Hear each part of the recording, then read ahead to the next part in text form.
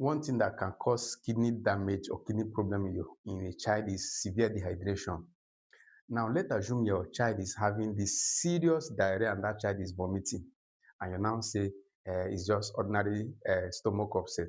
Let's just give him something and wait, and he'll be fine.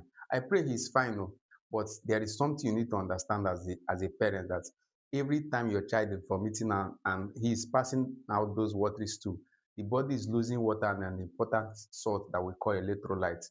And if that child loses that water for a long time, the amount of blood circulating in the body will drop. Now, don't forget that your kidney needs enough blood flowing through them to do their job perfectly. So when the blood flow to the kidney draws for too long, the kidney can become injured, and that can lead to something we call acute kidney injury.